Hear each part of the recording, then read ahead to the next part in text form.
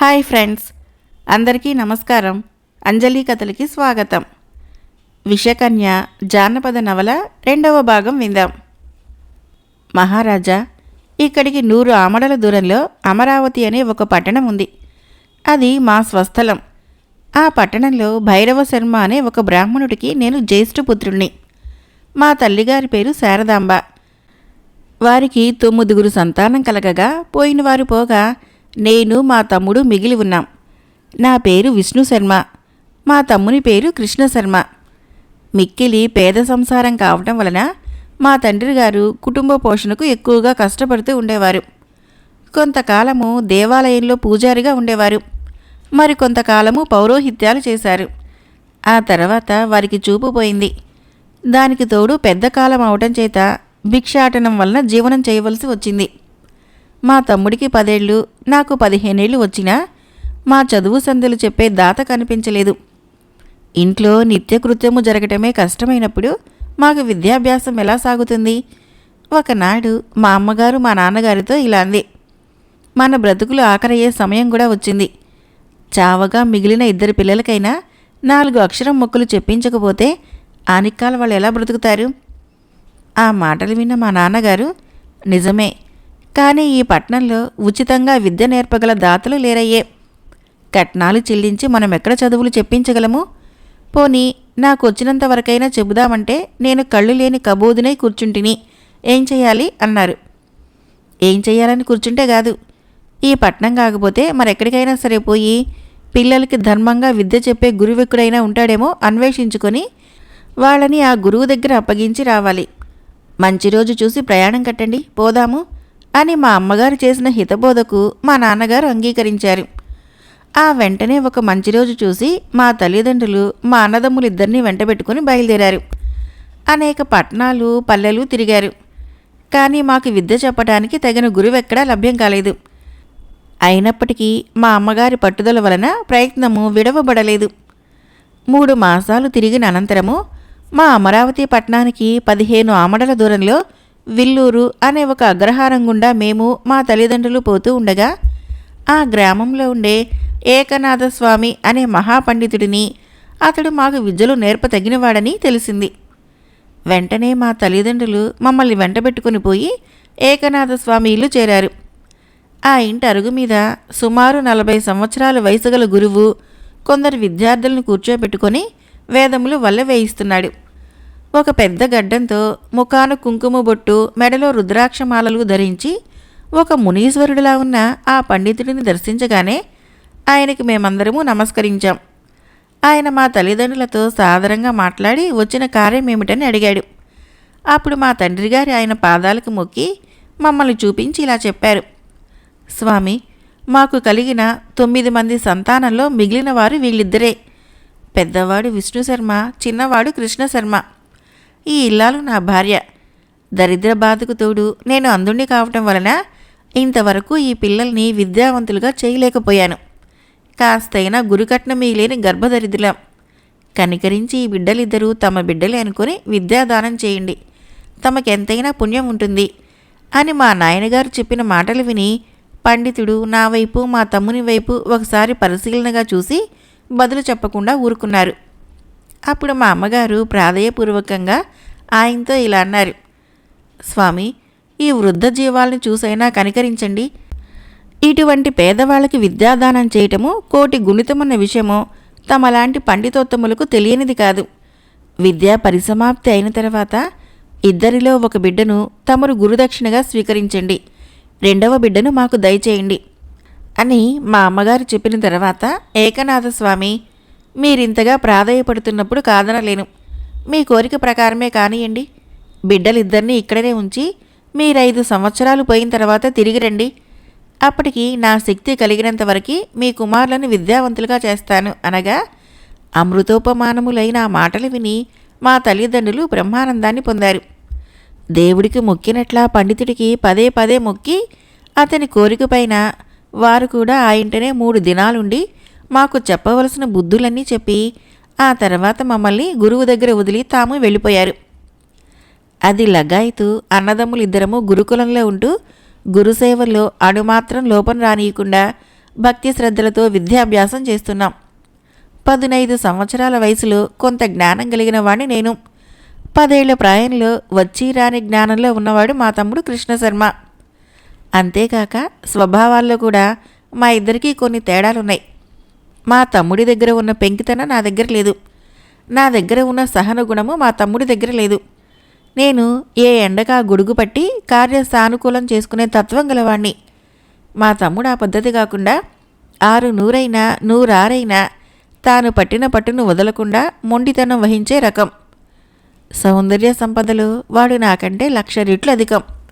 అవతార పురుషుడైన కృష్ణుడిలాగానే మా కృష్ణశర్మ సైతము తన జగన్మోహన రూపంతో చూసిన వారిని పరవశుల్ని చేసేవాడు.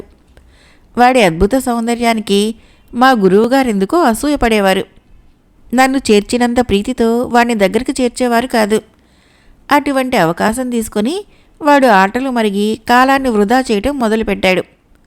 1 సంవత్సరం దాటిన తర్వాత మా గురువులు వాడిని క్రమంగా తమ ఇంటి పనుల కోసం వినియోగించుకోవటం మొదలుపెట్టారు. ఇంటికి వెచ్చాలు తీసుకుని రావటము, పశువుల్ని కాయటము, గురువుకి గురుపత్నికి సేవలు చేయటము, అంతే అయింది వాడి పని. తమ్ముడు స్థితికి నాకైతే మనసులో బాధగానే ఉంది. కానీ ఏమి చేయటమో, ఏమైనా అంటినా గురువులను అధిక్షేపించటం అవుతుంది. వారి ఆగ్రహానికి పాత్రుని కావలసి ఉంటుంది. 5 సంవత్సరాల్లో గురువులు తాము నేర్చిన సమస్త విద్యలు మర్మం లేకుండా నాకు నేర్పారు. 6 శాస్త్రములు, 4 వేదములు, 18 పురాణములు, అంతేకాకుండా ఇంద్రజాల, మహేంద్రజాల, పరకాయ ప్రవేశాది మహావిద్యలను, జలస్తంభన, వాయుస్తంభనాది శాస్త్ర విద్యలను, ఇంకా ఎన్నో మంత్రతంత్రాది నిగూఢ విద్యలను నాకు నేర్పి పరిపూర్ణునిగా చేశారు. ఈ విద్యలలో ఒక్కటి కూడా మా తమ్ముడికి పట్టుబడలేదని నాకెక్కువ జిజ్ఞాసుగానే ఉండేది. అయినా నా కంఠస్థములైన సమస్త విద్యలను మా తమ్ముడికి 1 సంవత్సరంలో నేను నేర్పగలనన్న ఒక్క ధీమాతో తృప్తిపడి, గడువు గడిచినది కాబట్టి మా తల్లిదండ్రుల రాకకై ఎదురుచూస్తున్న సమయంలో మొదట చేసుకున్న నిర్ణయం ప్రకారము మా అన్నదమ్ములిద్దరిలో నన్ను తనకు గురుదక్షిణగా పొంది ఏ విద్యలు పట్టుబడిని మా తమ్ముణ్ణి మా తల్లిదండ్రులకు అప్పగించాలన్న దురూహతో మా గురువులు ఉన్నట్లు నాకు అర్థమైంది. ఆ రాత్రికి రాత్రి గురువులకు తెలియకుండా ఆకాశ గమనంతో అమరావతికి పోయి చేరాను. భిక్షాటనం చేసుకుంటున్న తల్లిదండ్రులు కలుసుకున్నాను. నేను సమస్త విద్యల్లో పరిపూర్ణుడైన విషయాన్ని చెప్పి వారికి మహదానందం కలిగించాను. ఆ తర్వాత మా గురువు చేయదలుచుకున్న మోసాన్ని గురించి ఇలా చెప్పాను.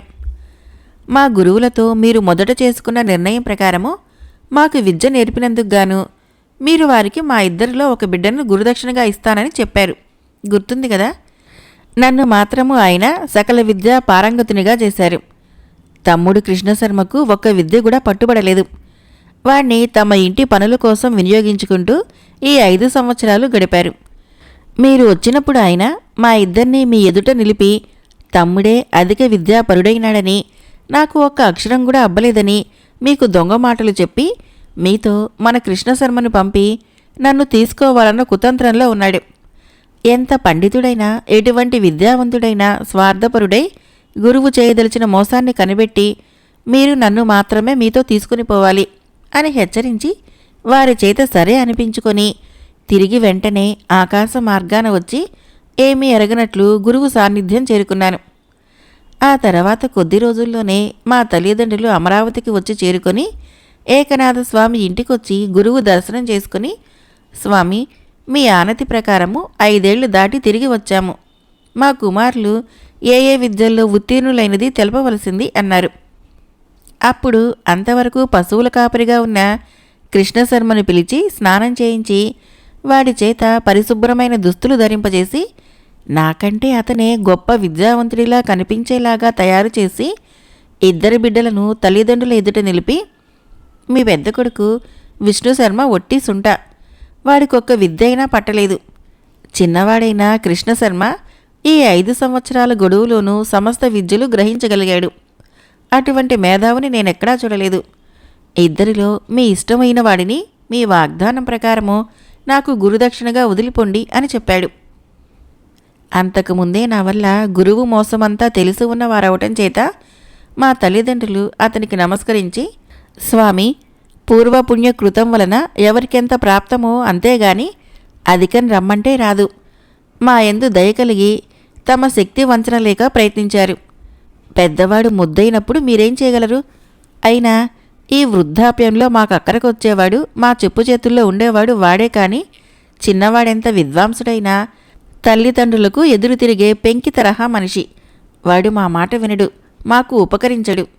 తమరు మహా వివేకవంతుడు, మంచి బుద్ధులు కలవాడు, అన్ని విద్యలు నేర్పగలిగినవాడు వాడేనని మెచ్చుకుంటున్నారు కాబట్టి తమరే చిన్నవాణ్ణి గురుదక్షిణగా స్వీకరించండి.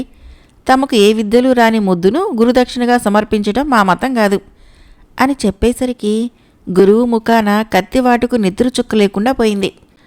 తాను పన్నిన తంత్రము పారలేదే అని వెలవెలబోయాడు. అయినప్పటికీ మా తల్లిదండ్రులు చెప్పిన దానికి తిరుగాడే అవకాశం లేకపోయింది.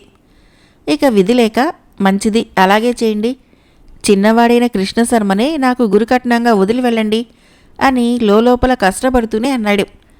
మా తల్లిదండ్రులింకా ఎక్కువ కాలం వృధా చేయకుండా మా తమ్ముడికి చెప్పవలసిన మాటలు చెప్పి వాణ్ణి గురువుల దగ్గర వదిలి నన్ను వెంటబెట్టుకొని ఏకనాథ స్వామి దగ్గర సెలవు పుచ్చుకొని బయలుదేరారు. కానీ గత 5 సంవత్సరాలు తమ బిడ్డలమైన మమ్మల్ని వదిలి ఉంటూ ఏ దిక్కు లేక భిక్షాటనం వల్ల జీవించడమో, దానికి తోడు వృద్ధాప్యమో, పైగా మా నాయనగారు కళ్ళు లేని అంధులు. ఈ కారణాల వలన వారిద్దరూ శల్యా వశిష్ఠులై ఉండి అతి కష్టం మీద అమరావతి నుంచి 15 ఆమడలు నడిచి గురువు ఏకనాథునికై మేమున్న విల్లూరొచ్చారు. అక్కడి నుంచి తిరిగిపోయేటప్పుడు శుష్కించిన వృద్ధదేహాలు అడుగు తీసి అడుగు పెట్టలేని స్థితిలో ఉంటే చూసిన నా కళ్ళల్లో నీళ్లు బొటబొట రాలాయి. తల్లిదండ్రులను సుఖపెట్టలేని కొడుకులు వారి కష్టాలని కళ్ళారాల చూసి సహించగల కొడుకులు బ్రతికి ఏం ప్రయోజనమని నాలో నేను దుఃఖపడ్డాను. తల్లిదండ్రులారా, పడ్డంతకాలము అన్ని కష్టాలు పడ్డారు. కొడుకులో అని తపించి తపస్సులు ధారపోసుకున్నారు. రక్తమాంసాలు ధారపోసి పెంచి పెద్దలుగా చేశారు. మాకు విద్య అబ్బలేదని తపించి ఒక ఊరనక ఒక పల్లెనక తిరిగి చివరికి ఎలాగైతేనేమి నన్ను ఒక పండితునిగా చేయించగలిగారు. అటువంటి సర్వసమర్థుడైన మీ కొడుకును మీ దగ్గర ఉంచుకొని మీరు కష్టపడటము నేను చూస్తూ ఉండటమునా? ఈ మరుక్షణం నుంచి మీరు కాలు నేల మీద మోపకూడదు, గోరంత కష్టపడకూడదు. మీ మనసులకు కానీ మీ శరీరాలకు కానీ రవ్వంత నొప్పి కలగటం నేను సహించను అని నేనంటే, కొడుకులుంటారు గాని నీలాంటి కొడుకును పొందటము మా పూర్వపుణ్య సుకృతం తప్ప వేరే కాదు నాయనా. కానీ ఇప్పుడే కదా నువ్వన్ని విద్యల్లోనూ ఉత్తీర్ణుడో కావటము, తన మోసాన్నించి మమ్మల్ని తప్పించి మాకు దక్కటము జరిగింది. ఇక ఎలాగో మన పట్నం చేరుకుందాం. అప్పటి నుంచి మేము నీ రెక్కల మాటున మనగలవారమే గాని వేరే దారేముంది తండ్రి. శతవృద్ధులమైన మమ్మల్ని పిడికెడు బూడిద చేయగలవాడివి నువ్వు తప్ప మరెవరివి అని మా అమ్మగారంది. ఈ వృద్ధాప్యంలోనైనా దిక్కులేని చావకుండా బిచ్చమెత్తుకొని ఏ పంచనో కాలం గడపకుండా భగవంతుడి ఇప్పటికైనా నీ ఊతను ప్రసాదించి మమ్ము దరి చేర్చడం కంటే ఇంకేం కావాలి నాయనా? అంతేకాక నీకు ఇటువంటి సద్బుద్ధి కలిగినందుకు మా కడుపులు ఇప్పుడే సంతోషంతో నిండిపోయాయి అని మా నాన్నగారు అన్నారు. ఎంత అల్ప సంతోషులు! మాట మాత్రానికే ఆ వృద్ధులు అంతులేని ఆనందంతో అమర సుఖం అనుభవించినట్లుగా మాట్లాడారు. సరి, దానికేమి గాని 15 ఆమడలు కాలినడకన ప్రయాణం చేయటం మీకు సాధ్యం కాని పని. నాన్నగారు, మీరు నా ఎడమ భుజం మీద కూర్చోండి, అమ్మ నా కుడి భుజం మీద కూర్చుంటుంది. మీ ఇద్దరినీ కష్టం లేకుండా మోయగల శరీర దారుఢ్యం నాకుంది అని నేను వారి జవాబులకు ఎదురు చూడకుండా అమ్మని నాన్నగారిని చెరో భుజం మీద ఎక్కించుకొని నడక ప్రారంభించాను. నల్లరాతిని తంతే 4 చెక్కలయ్యే 20 ఏళ్ల నిండు యవ్వనంలో ఉన్న నేను మాతాపితరులను ఎత్తుకొని చకచక నడిచిపోతూ మధ్య చెట్ల నీడల్లో నిలిచి వారికి సేద తీరుస్తూ అక్కడ ఉండే తటాకాల్లోని శుద్ధోదకంతో వారి దప్పిక తీరుస్తూ ఆయా తావుల్లో లభ్యమయ్యే వనఫలాలని వారి చేత భుజింపచేస్తూ అడవులు, పుట్టలు, ఏరులు, కొండలు అన్నీ దాటించి 5 ఆమడల దూరం ప్రయాణం సాగించాను. మిగిలిన దూరం కూడా అదే ప్రకారంగా తల్లిదండ్రుల్ని భుజాలపై ఎత్తుకొని పగలంతా నడిచి రాత్రులందరూ వారిని ఏదో ఒక చెట్టు క్రింద పరుండింపజేస్తూ మరికొన్నాళ్లలో సొంత పట్టణమైన అమరావతికి చేర్చాను. శిథిలావస్థలో ఉన్న మా పూర్వపు గుడిసెలోనే మకాన్ చేశాం. ఇక ముందు సంగతిని గురించి ఆలోచించవలసిన సమయం వచ్చింది. ఏ వృత్తిని అవలంబించాలా, వృద్ధులైన తల్లిదండ్రుల్ని ఏ విధంగా సుఖపెట్టాలా అన్నదొక్కటే నా ఆలోచన. నేనటువంటి ఆలోచనలో ఉండగా నాయనగారు నా ఆరాటాన్ని గమనించి, నాయనా, సకల విద్యా ప్రవీణుడివైన నీకేం లోటు? తక్షణము మన అమరేంద్ర మహారాజుల దర్శనం చేసుకో. నువ్వు నేర్చిన సమస్త విద్యలన్నీ గురించి వారికి చెప్పు. వారి కొలువులో నీకేదైనా మంచి ఉద్యోగం లభ్యమవుతుంది అన్నారు. నా సంకల్పం కూడా అదే. అందుచేత మరునాటి ఉదయము స్నాన సంధ్యాష్టాలని నిర్వర్తించుకొని సకాలంలో రాజసమ్ముఖానికి బయలుదేరాను. అదృష్టవశాత్తు వెంటనే వారి దర్శనం కూడా లభించింది. మంత్రి, సామంత, పురోహిత, వంది మాదుగులతో మహారాజు కొలువు తీర్చి ఉన్నాడు. బహుబల పరాక్రమంలో మేటి అని పేరు పొందిన ఆ రాజు సుమారు 60 ఏళ్ల వయసులో ఉండి కూడా శత్రు భయంకరుడై ప్రతాప ధౌరేయుడని పేరు పొంది అవక్ర పరాక్రమంతో ధరాపాలన సాగిస్తున్నాడు. నేనా ప్రభువుకి వినయ విధేయతలతో నమస్కరించి నిలిచినప్పుడు, ఓయి, నువ్వెవరువు? ఇప్పుడు నా దర్శనానికి వచ్చిన కారణం ఏమిటి అని ప్రశ్నించాడు. మహాప్రభు, నేను ఈ పట్టణంలోని భైరవ శర్మ అనే ఒక బ్రాహ్మణుడికి కుమారుణ్ణి. షడ్శాస్త్రములు, చతుర్వేదములు, అష్టాదశ పురాణములు పఠించి వాటిలో పాండిత్యమును సంపాదించాను. అంతేగాక జలస్తంభన, వాయుస్తంభన, పరకాయ ప్రవేశాది అష్టవిద్యల్లోనూ సిద్ధి పొందాను. తమ కొలువులో నాకేదైనా ఒక ఉద్యోగాన్ని ప్రసాదించవలసిందిగా నా ప్రార్థన అని నేను విన్నవించుకొనగా, నువ్వు నేర్చిన విద్యల వల్ల నాకు గాని నా రాజ్యానికి గాని ఎటువంటి ప్రయోజనమూ లేదు అని మహారాజు అనేటప్పటికీ నేను ఆ మాటలు విని నిలువునా కుంగిపోయాను. కత్తి పట్టగలవా? సాముగరడీలు నేర్చినవాడివా? బాణవిద్యలో నీకేపాటి ప్రావీణ్యమున్నది? నాకు నా రాజ్యానికి ఇప్పుడు అటువంటి వీరులు, సైనిక యోధులు, యుద్ధభటులు ఎందరైనా కావలసి ఉన్నారు. కానీ నీలాగా గారడీ విద్యలు నేర్చిన వారితో పనిలేదు. 56 రాజ్యాలని జయించి ఏకఛత్రాధిపత్యాన్ని వహించడానికి నేను తయారు చేసిన పంచవర్ష ప్రణాళికలో నీలాంటి బడుగు బ్రాహ్మణుడే విధంగానూ సహకరించలేడు. పో, వీరులు, విజయము, యుద్ధము ఈ మాటలు తప్ప మాకిప్పుడింకేం మాటలు వినిపించవు. సమస్త భూమండలానికి నేనే నియంత్రణ కావాలి. నేనొక్కడినే నిరంకుశంగా ధరాపాలన చేయాలి. అంతవరకు నీలాంటి సోమరులు మా కంట పడకూడదు. పో, త్వరగా ఇక్కడి నుంచి వెళ్ళిపో అని మహారాజు గద్దించి పలికిన పలుకులు నాకు శిరచ్ఛేదం చేసినట్లయింది. అవమానంతో అధోలోకానికి కుంగి ఆ తక్షణము రాజు సముఖం నుంచి తల ఉంచుకొని యువతలకి వచ్చేశాను. నేను నేర్చిన విద్యలు, నా శ్రమ అంతా వృధా అయిందా అని ఖేదపడుతూ వికలమైన మనసుతో వెనుదిరిగిపోతున్నాను. జీవనోపాధికి మరే మార్గమును అవలంబించాలి? వృద్ధులైన తల్లిదండ్రులను ఎలా పోషించాలి అన్న ఆలోచనలతో మతిపోయిన వాడిలాగా దించిన తల ఎత్తకుండా ఎక్కడికి వెళుతున్నానో, ఏ మార్గాన్ని అనుసరించానో గమనించకుండా పోతూ ఉంటే ఒక సుందర పుష్పవన ప్రాంతాన నా వెనక నుంచి ఎవరో పరిగెత్తుకుంటూ వచ్చి నన్ను పిలుస్తున్నారని వారు బాగా దగ్గరగా వచ్చిన తర్వాత గాని తెలుసుకోలేకపోయాను. ఏమయ్యా, నీకేమైనా చెవుడా? పిచ్చివాడివా? ఎంత పిలిచినా పలకవేం అని ఒక స్త్రీ కంఠస్వరం అంటే నేనప్పుడు మాత్రమే తలను పైకెత్తి చూశాను. ఆమె ఒక రాచకన్యగా తోచి ఆశ్చర్యంతో, ఎవరమ్మా, నన్ను పిలిచారా? అన్యమనస్కుడినై ఉండటం చేత వినిపించుకోలేదు, క్షమించండి అన్నాను. క్షమించేదాన్ని, శిక్షించేదాన్ని నేను కాదు. అదుగో అక్కడ మొగలి పొద దగ్గర చలవరాతి మీద కూర్చుంది చూడు, ఆవిడ మా యువరాణి, నిన్ను పిలుస్తున్నారు అంది. దానిని బట్టి ఆమెకెవరో మరి ఒక యజమానురాలుందని, ఆవిడ నన్నెందుకో పిలుస్తుందని అర్థం చేసుకున్నాను. చెలికత్తె చూపించిన మార్గం వైపు పోయి చూశాను. 16 ఏళ్ల లేబ్రాయపు జవ్వని ఒక ఆమె అవతరించిన అప్సరస కామినిలాగా వెలలేని ఆభరణాలు ధరించి కళ్లకు మిరిమిట్లు గొలుపుతూ నన్ను చూడగానే లేచి నిలిచింది. మార్గాన పోతున్న నన్ను ఇక్కడికి పిలుచుకువచ్చిన చెలికెత్తే సగం దూరం వరకే నన్ను అనుసరించి ఆ తర్వాత ఎటుపోయిందో తెలియదు. రాచకన్యలు విహరించే ఏకాంత స్థలమిది. ఈ మార్గాన రావటానికి మీకెవరిచ్చారు అధికారము అని ఆమె తీక్షణంగా అంది కళ్ళెర చేస్తూ. రాజసభలో జరిగిన అవమానం చాలక తిరిగి ఇదొక అవాంతరం అనుకొని, తెలియక వచ్చాను, క్షమించండి అన్నాను. తెలియక చేస్తే శిక్ష తప్పుతుందనుకున్నావా? మా తండ్రి అమరేంద్ర మహారాజుతో చెప్పి నిన్నేం చేయిస్తానో చూడు. రాజకుమారి, అపరాధం మన్నించు. మహారాజులు ఇంతకు ముందే నా ముఖం వాచేటట్లు చీవాట్లు వేసి సభలో అవమానించి తరిమేశారు. దానికి తోడు ఈ అపరాధం కూడా తెలిస్తే అసలే మన్నించరు. మహారాజులు సభలో నేను అవమానించారా? ఎందుకని? నువ్వెవరివి? మీదే ఊరు? మాది ఊరే. అయితే గత 5 సంవత్సరాలుగా గురుకుల వాసంలో ఉండి సమస్త విద్యలు అభ్యసించి నిన్నటి దినమే తిరిగి ఇక్కడికి వచ్చి చేరాను. రాజాస్థానంలో ఏదైనా ఉద్యోగం లభిస్తుందేమోనని ఈ దినము మహారాజును దర్శించాను. వారు నా విషయం విని నాపై ఆగ్రహావేశంతో నిప్పులు కురిపించారు. వీరులు, శూరులు, మహాయోధులు, యుద్ధభటులకే గాని నాలాంటి పండితులకు ఉద్యోగాలు దొరకవన్నారు. వారు సమస్త భూమండలానికి నియంత కావాలని చేసే ప్రయత్నంలో నాలాంటి బ్రాహ్మణ పండితులెందుకు పనికిరారని అదలించి పొమ్మన్నారు. ఆ అవమానంతో మనస్సు వికలమై ఏ మార్గాన వస్తున్నది గమనించకుండా పొరపడ్డాను. ఇక్కడ తిరిగి మీ ఆగ్రహానికి గురయ్యాను. కరుణించి వదిలిపెడితే పోయి నా కోసం కాచుకొని ఉండే నా వృద్ధ జననీ జనకుల్ని చేరుకుంటాను.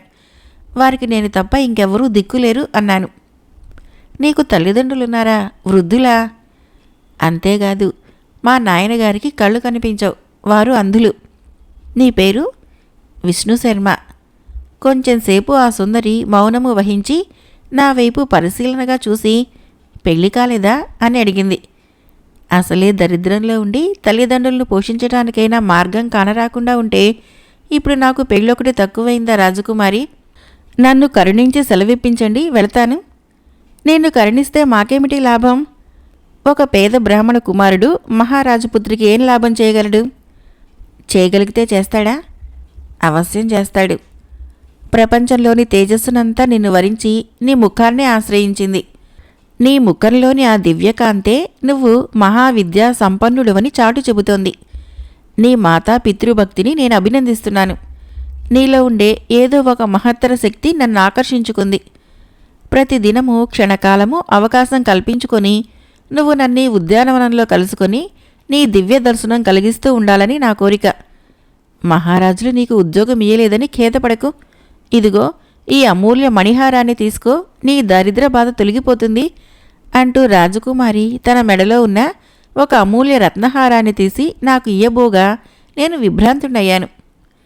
రాకుమారి, క్షమించు. అవకాశం కలిగినప్పుడు ఇక్కడికొచ్చి నీ దర్శనం చేస్తాను.